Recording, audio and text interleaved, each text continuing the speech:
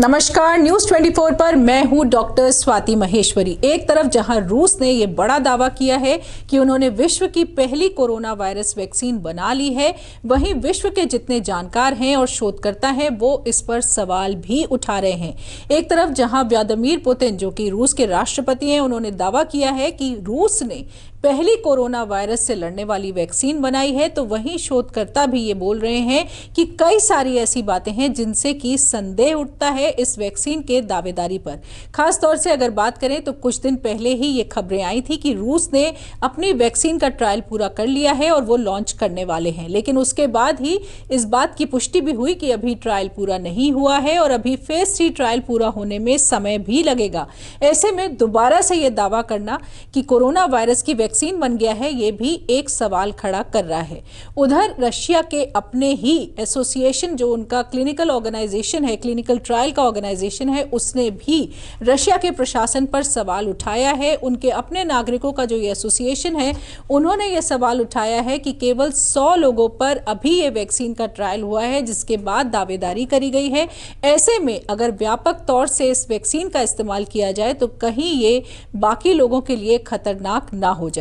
इसके अलावा अभी इसका जो डेटा है, यानी कि जो इसका रिसर्च मटेरियल है, वो भी रूस ने व्यापक नहीं किया है, बाकी देशों के साथ साझेदारी उसकी नहीं करी है और यहाँ तक कि WHO के साथ भी उन्होंने उस डेटा को साझा नहीं किया है। और ऐसे में WHO भी इस पर मोहर लगाने के लिए अभी तैयार नहीं है। वो उनके डेटा को पढ़ना चाहता है और ये देखना चाहता है कि क्या सही में जो दावे किए जा रहे हैं वो सही हैं या नहीं। पर देखना ये होगा कि रशिया कितना ज़्यादा इसका डेटा बाकी देशों के साथ शेयर करता है, क्योंकि बहुत ज़्यादा उम्मीद ये है कि वो इसका डेटा ज़्यादा शेयर नहीं करेंगे। बहुत कम इसके बारे में वो जो रिपोर्ट्स हैं इसकी वो बाहर व्यापक करेंगे, बाकी देशों को बताएंगे। तो अभी देखना होगा कि रशिया कितना ज़्यादा इसका डेटा रिवील करता है, लेकिन फिलहाल उन्होंने ये दावा कर दिया है कि ये विश्व की पहली वैक्सीन है। उनकी अपनी बेटी को, यानी कि व्लादिमीर पुतिन की जो बेटी हैं, उनको भी ये वैक्सीन लगाई गई है और उसमें उनके अंदर भी कोई खास दुष्प्रभाव नहीं देखा गया है।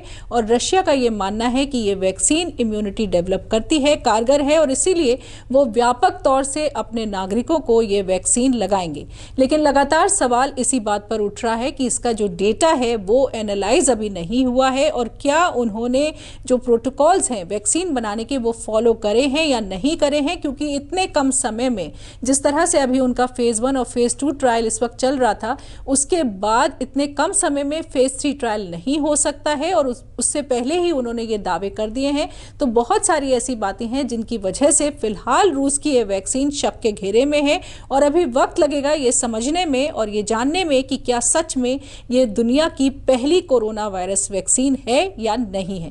तो आज के लिए इतना ही। न्यूज़ 24 की तरफ से नमस्कार। नमस्कार, मैं हूं मानक गुप्ता। अगर आपको हमारा ये वीडियो पसंद आया हो तो इसे लाइक और शेयर जरूर करें और हाँ, हमें सब्सक्राइब और फॉलो करना ना भूलें ताकि आप देश और दुनिया की कोई खबर मिस ना करें। तो जुड़े रहिए हमारे साथ और देखते रहिए न्यूज़ 24।